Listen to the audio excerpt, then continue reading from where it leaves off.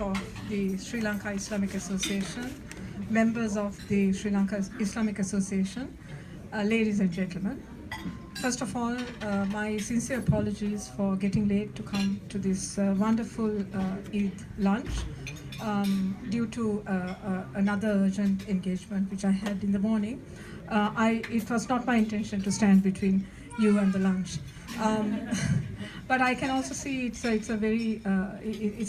a wonderful gathering, and I'm always very pleased when I attend these events, because it gives me a sense firsthand of how vibrant the association is, how constructive the group is, and how much of synergy there is. So it's not the same as hearing about the Sri Lanka Islamic Association. I think actually coming to this lunch and seeing all of you and enjoying the lunch with you and listening to what you had to say is what makes it meaningful to me as a High Commissioner, and to my staff as well. I also have my counsellor, Mr. Halim, who is very closely engaged with the British Sri Lankan Muslim community here.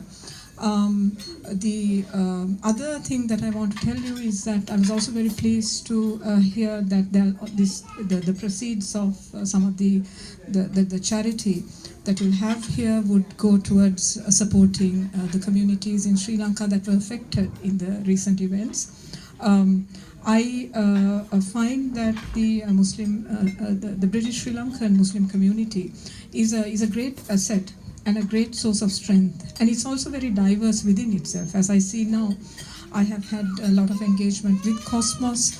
The Islamic Association is part of Cosmos, I know, because I've met Alan Wahab there as well. But within the group as well, they have, it's an umbrella organization. There are so many, and this community shows the richness and the diversity of the group. This is particularly a very important time for the British Sri Lankan Muslim community to stand in solidarity with Sri Lanka, with all the communities in Sri Lanka, and to support Sri Lanka negotiate some of the challenges that we are facing at this point. And I'm pleased to say that I see that happening. I see the very constructive engagement that you have with Sri Lanka. So I would urge you to maintain that, and to maintain the momentum in that, and to always try to help Sri Lanka build its identity, I would say preserve its secular identity, because we've had, my childhood has had so much of, the Ramazan festival, the food that we used to get, all the friends that we used to have, even though I went to a Buddhist school, museums, and I had one, there were very few Muslims in the school. There was one girl called Dalrin Ismail, so I remember very well. But we had, it was a very secular identity. We had a lot of interpersonal relationships. We embraced each other's identity. So I think it's very important that we ensure that Sri Lanka continues in this manner, that we do not build little walls around each community.